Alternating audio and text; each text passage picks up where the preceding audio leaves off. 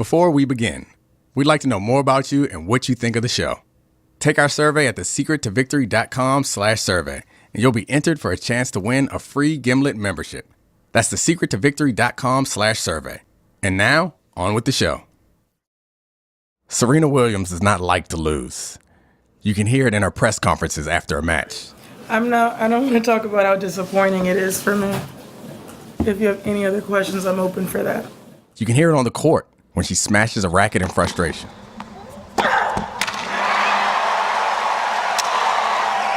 And you can hear it from her. She told us herself. I'm the first to admit I'm a terrible loser. Losing is something that someone like me is allegedly not supposed to. I'm not supposed to lose, ever.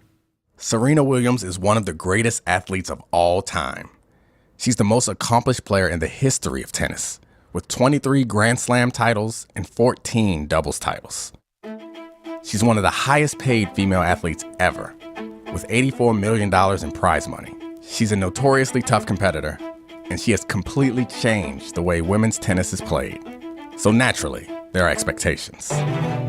For me, every time I step on the court, if I don't win, it's a bigger story than when I do win. When Serena falls, the headline is Serena loses, rather than whoever else wins. Over the years, she's taken a lot of flack for the way she loses, her reactions, her behavior. But maybe there's a reason for all of it. Something more than just a desire to win. I'm Domonique Foxworth. This is The Secret to Victory. Today, we tell the story of one of Serena's worst defeats, the 2016 US Open.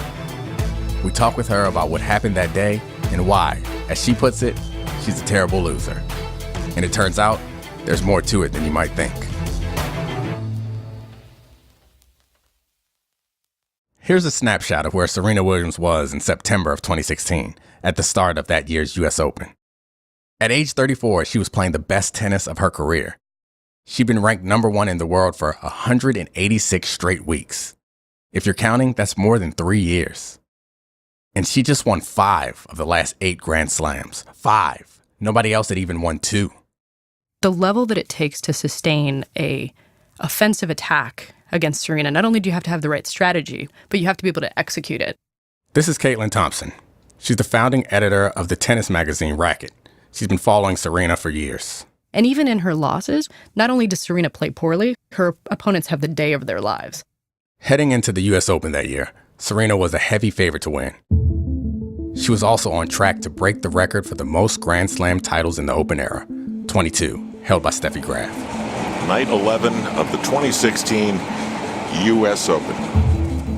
Serena made it through the first 5 rounds of the Open without any trouble at all. That put her in the semifinal round. Serena Williams, the number 1 seed, racketing up. And she was set to face off against an underdog, the number 11 player in the world at the time, Karolína Plíšková. Karolína Plíšková, who's experiencing all these things for her very first time. The match was supposed to be a foregone conclusion, a detour, before Serena made it to the final. Caitlin Thompson was in Arthur Ashe Stadium that night. I've been to many, many, many matches on Ashe, and the difference between an average match at that stadium and a Serena Williams match is the weight of expectation. When Serena steps onto the court, everybody not only expects her to win, but they expect to be part of history.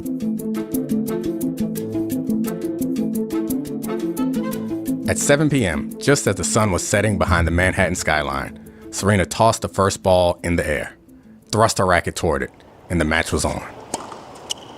15 left. The first point went to Serena, an ace. But from there, things slowed down. For anybody who watches Serena pretty regularly, you know that she can take a while to sort of get into the match. She kind of is a notoriously slow starter. Game, Plíšková. Serena pays the price there. She looked off. She looked a little nervous. She looked a little shaky.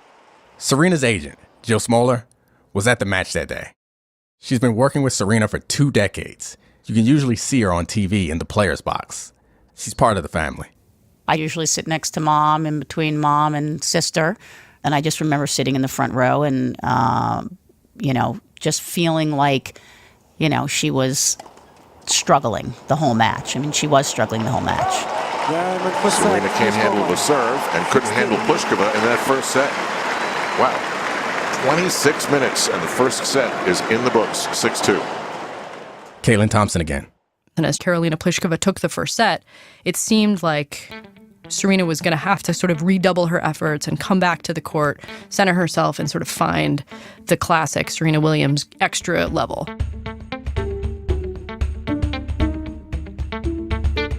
This extra level is what Serena's known for. She's been called the comeback queen. She's won 2 of her Grand Slam matches after dropping the first set to her opponent. All this to say, a first set loss to Plíšková didn't necessarily mean defeat for Serena. Watching a Serena match, it's like you're watching a car that's sort of idling in the lower gears, knowing that at any moment you can press a button and it's going to take off like a jet because it just has fuel tanks that the other cars don't have. Watching Serena that day was an exercise in impatience, basically, being impatient for her to turn on that jet fuel. Serena's serves were off, with double fault after double fault. She was dealing with a nagging knee injury. But she and Plíšková were more or less neck and neck for the second set. The game came down to a tiebreaker. It was Serena's serve. I remember thinking in my seat, sort of being like swirled around with this like chatter and kind of stale air in the stadium. Oh my gosh, she's actually going to lose this thing. Serena serves. Fault. She serves again. Double fault. Unreal.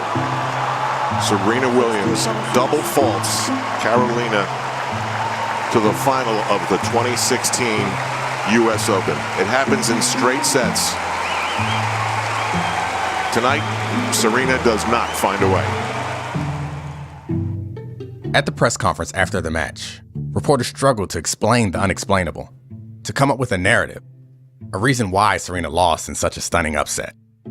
They kept asking her over and over, what happened? Was she injured? Was she tired? Here's how she answered.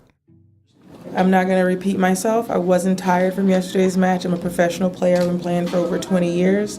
If I can't turn around after 24 hours and play again, then I shouldn't be on tour. Tennis is not a team sport. When Serena loses, there's no one else to field questions. So on top of having just lost in spectacular fashion with the eyes of the world fixated on her, now she had to find a way to explain it. Here's Jill Smoller again, her agent. When you look at it over the course of her career and you think about it, people get used to losing or lose enough so that it's, something that you get accustomed to. But if you look at her career, she's not lost a ton. So she doesn't do it well. When it comes to understanding how Serena processes a loss, nobody has greater insight than Smoller. She's known Serena since she was a teenager. It's more than a working relationship. They're good friends. Jill has seen Serena at her lowest, and she has a deep understanding of why Serena takes losing so personally. When she loses, it's a spiral, and it can take days. It can take, a week for her to come up for air. It's a very isolating, dark, introspective time for her. There's nobody harder on themselves than she is. And I think some of it goes to the fact that she feels like she lets people down. Besides playing for herself, I think she feels like she plays for a lot of disenfranchised groups. This is what compounds every defeat for Serena Williams. She and her sister Venus were the first female superstars of color in professional tennis. And she's become one of the most widely recognized female athletes in the world. So, there's a weight of representation that comes with being as iconic as she is. Serena talked about it in a speech in 2015. She'd just been named Sports Illustrated Sports Person of the Year. And I've had people look down on me. I've had people put me down because I didn't look like them. I look stronger. I've had people look past me because of the color of my skin. I've had people overlook me because I was a woman. I had critics say I will never win another Grand Slam when I was only at number 7. Now here I stand today with 21 Grand Slam titles, and I'm still going. You had 2 young girls coming up from Compton with beads who literally were going to change the face of culture and change the face of sport. They were very isolated together. They came in as a family unit. Tennis back in that day, I don't know that it's inclusive now, but, it was very wary. All of a sudden you see these two unapologetic, powerful, strong young girls who were about to come in and take over the world. When we spoke with Serena, 7 months had passed since she lost that match to Plíšková, and she'd had some time to reflect on it. I made a lot of excuses before I stepped out on the court. I was tired, my knee was hurting, like I wasn't feeling 100%, but I've won tons of matches not feeling 100%, so in a way I kind of lost before I got on the court. Someone even like me, can get a little timid or a little down on themselves. They get so down on themselves that it affects the whole match. Instead of tapping into that other energy, I was just focused on the negatives. And for me, I really felt like looking back, I should have focused more on the positive. Getting to this point of reflection is not always easy for her. Like Smoller said, the hours and days after a loss can be an isolating period for Serena. But over the years, she's taught herself how to cope with the isolation she feels after defeat. She's learned to pick and choose, very carefully, who she interacts with when she feels this vulnerable. The first person that I do talk to, and probably the only person I talk to, is my sister Venus. I really feel like she's the only other person outside of someone that's on the tour that understands what it's like to be such a high-level athlete and to have to lose. After that, she goes to her coach, Patrick Mouratoglou. He's learned how to work with her during these periods. He's very sensitive to me in terms of sometimes he won't even talk to me about why I lost. I usually bring it up because it's hard to bring up, but I need to bring it up. And then he'll be really open and candid. And the next time I play that same opponent, we have a better game plan. Most of the time, she can't even bring herself to watch the footage of the match she lost. That's one thing I can't do. I've tried it early on in my career as I would watch the matches that I lost, but I just physically I can't watch it. It makes me sick to my stomach. When she does manage to power through, she'll learn something. Like when she rewatched footage from another big loss at the 2016 Australian Open against Angelique Kerber. I was able to understand why I lost. And looking back, I played like crap. And it's no surprise that I lost the match. So I had to mentally humble myself and realize that I lost because I didn't play well. And sometimes humbling yourself is the greatest quality that you can have in sport, because then that's the only way to get better.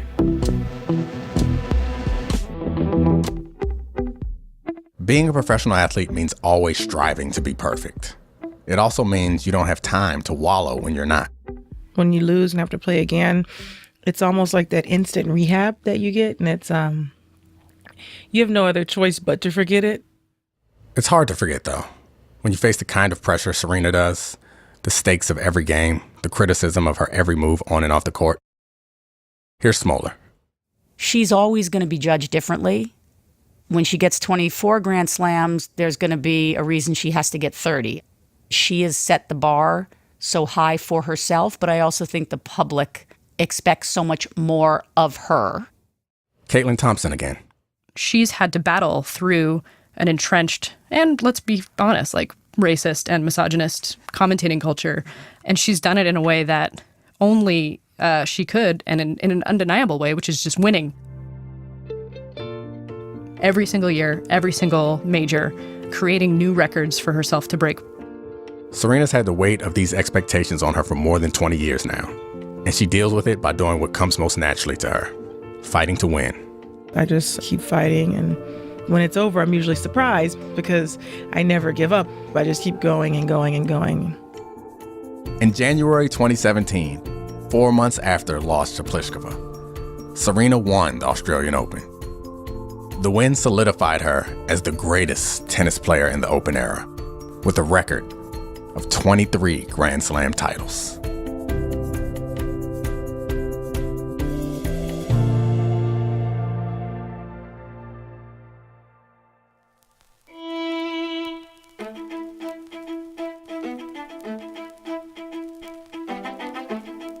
Thanks for listening to The Secret to Victory. Next week, That was one of those moments where you're sitting there like, can I play in the NFL? Like, am I any good? Am I going to be any good? How Texans defensive end J.J. Watt went from college walk-on to dominating the NFL. You can subscribe to The Secret to Victory on Apple Podcasts or wherever you listen. And while you're there, please leave a review. It helps others discover the show. This podcast was produced by Abby Ruzicka and edited by Eric Mennel. Research and additional editing by Noah Davis. Jorge Estrada is our associate producer. Production help from Julia Botero and Francis Harlow. Creative direction by Nazanin Rafsanjani. This episode was mixed by Sam Baer, sound design by Bobby Lord, music by Dan Brunell, and music direction by Matt Bowl. Technical direction by Zach Schmidt. Special thanks to Caitlin Delana and Oscar Zabayos. You can learn more about the show at Gatorade.com/podcast. I'm Domonique Foxworth. Thanks for listening. See you next week.